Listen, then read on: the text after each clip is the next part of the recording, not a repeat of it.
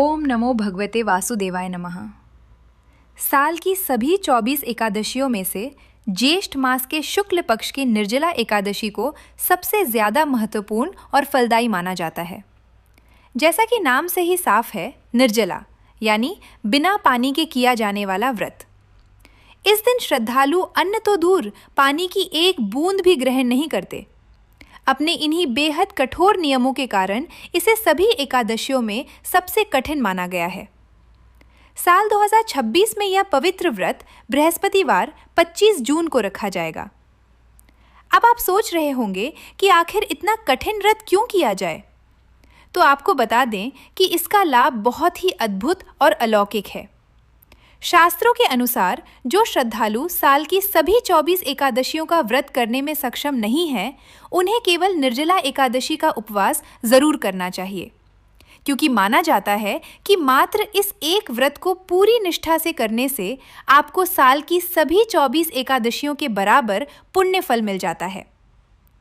चलिए अब नोट कर लीजिए, साल 2026 में इस व्रत की सही तिथियां, शुभ मुहूर्त और पारण का सबसे सटीक समय क्या है। एकादशी तिथि की शुरुआत 24 जून 2026 को शाम 6:12 से हो जाएगी और एकादशी तिथि की समाप्ति 25 जून 2026 को रात 8:09 पर होगी। शास्त्रों के अनुसार व्रत हमेशा उदया तिथि में रखा जाता है, इसलिए निर्जला एकादशी का मुख्य व्रत 25 जून 2026 दिन बृहस्पतिवार को ही रखा जाएगा। एकादशी का व्रत रखने जितना ही महत्वपूर्ण होता है उसका पारण यानी व्रत खोलना। निर्जला एकादशी व्रत का पारण अगले दिन यानी 26 जून को सूर्योदय के बाद किया जाएगा। 26 जून को पारण का सबसे शुभ समय है सुबह 5:25 से लेकर सुबह 8:13 तक। ध्यान रहे, द्वादशी तिथि के भीतर ही पारण करना अनिवार्य है और इस दिन द्वादशी तिथि रात को 10:22 पर समाप्त होगी। इस एकादशी को पांडव एकादशी या भीमसेनी एकादशी भी क्यों कहा जाता है? इसके पीछे महाभारत की एक बेहद दिलचस्प कथा है। पांडवों में दूसरे भाई भीमसेन गदा चलाने में जितने माहिर थे, खाने पीने के भी उतने ही शौकीन थे। उनके पेट में वृक नाम की अग्नि थी, जिसकी वजह से वह अपनी भूख को बिल्कुल भी बर्दाश्त नहीं कर पाते थे। अब समस्या यह थी कि माता कुंती, द्रौपदी और बाकी चारों पांडव भाई हर एकादशी का व्रत पूरी श्रद्धा से रखते थे। भीमसेन को लगता था कि व्रत न करके वह भगवान विष्णु का अनादर कर रहे हैं।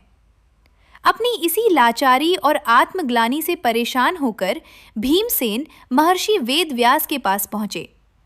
तब व्यास जी ने उनकी दुविधा को समझा और उन्हें सलाह दी कि वह साल में सिर्फ एक बार आने वाली निर्जला एकादशी का कठोर व्रत करे, जिससे उन्हें पूरी 24 एकादशियों का पुण्य मिल जाएगा। भीम ने ऐसा ही किया और बस तभी से इस व्रत का नाम भीमसेनी एकादशी पड़ गया। जो भी नियम सामान्य एकादशी व्रत में पालन किए जाते हैं, वही सभी नियम निर्जला एकादशी में भी लागू होते हैं। अंतर केवल इतना है कि इस दिन श्रद्धालु जल का भी पूर्ण त्याग करते हैं। हालांकि यदि किसी की आयु, स्वास्थ्य या शारीरिक स्थिति के कारण जल का त्याग करना संभव ना हो, तो वे सामान्य एकादशी की तरह जल ग्रहण करके भी श्रद्धापूर्वक यह व्रत रख सकते हैं।